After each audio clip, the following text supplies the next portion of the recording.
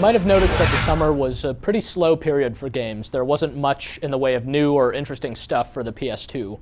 Now all of a sudden things have gotten very, very interesting, so as always the fall is filled with tons and tons of new releases, and seemingly every interesting new game is coming out all at once. During such a period, a game like Shin Megami Tensei Nocturne from Atlas is liable to get overlooked. But all of us who like to bemoan how really there's nothing new under the sun, there's no originality in today's games, had really better focus on this game, because this is something decidedly different. It's a conventional role-playing game under the hood. It's a game in which you gain experience levels and run around and face random encounters, those types of conventions that are intrinsic to most other console RPGs. However, the premise of the game is totally unique, unless of course you've been keeping up with the Shin Megami Tensei series, which has been around in Japan for more than a decade. However, on these shores, it's gotten very little attention, but hopefully that will all change with this installment.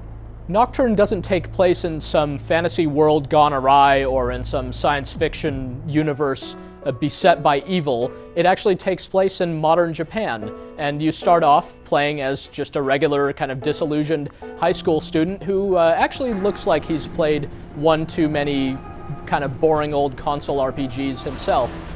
But something happens early on in the game. There's an event called the Conception, which basically represents the end of the world, and your character happens to be in the right place at the wrong time when all this happens, so he survives. He actually gets transformed into a demon, which seems like it's actually pretty painful, but on the other hand, it lets him survive, whereas pretty much everyone else on Earth perishes, and they all become sort of lost souls floating around, and suddenly the whole world is literally turned inside out, and demons are everywhere, and you are faced with trying to make some sense out of all that's happened, and trying to track down some mysterious characters who seem to have the answers about what's going on. So the premise of Shin Megami Tensei Nocturne is actually quite interesting and quite unique, and you could see that basically the inspired concept of the game goes all the way, from the premise on into the actual look of the game, since it has this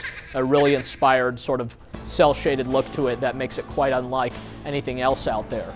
As mentioned, once you get into the nitty-gritty of the gameplay, there are some conventions here. You will face random encounters against various demons as you trudge around.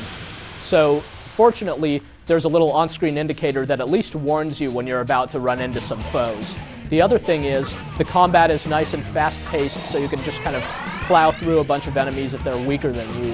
And the other very, very interesting thing about this game is that you gain your party members by coercing the demons that you're fighting to join you.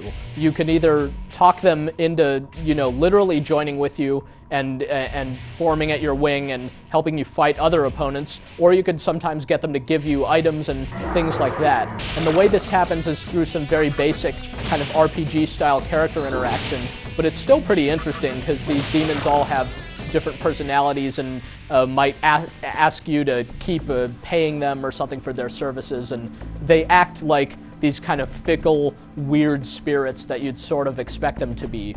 Every self-respecting RPG needs some kind of esoteric system that players can really dig into, and in this game's case, one of those systems is the ability to fuse demons to form new demons. So basically you can find dozens and dozens of these cohorts to join you and then fuse them together to form even stronger variations or completely different demons. So that could keep players really busy for a while, and in addition to that, you can customize your own main character by setting different attributes as you level up, and also by ingesting different parasites which confer upon you different powers. So there's all kinds of weird stuff going on in this game. So this is definitely a rather unsettling game on the whole. It's even rated M, but it's unsettling in a good way, in a very refreshing way. We've been playing the game for a little while now. It's the full kind of review version that's going to be out in stores later in September. So we can say for sure that it's really just quite different from other RPG experiences that have come out lately. So especially to those of you who've sort of just maybe grown jaded to to just all the same old kind of rehashes that have been coming out in the RPG world, this is definitely going to seem like a breath of fresh air. But even on its own merits, this isn't a game that just wears its originality on its sleeve and is just trying to be weird for the sake of it. It seems like a genuinely interesting game and one that you do well to look out for when it's released later this fall.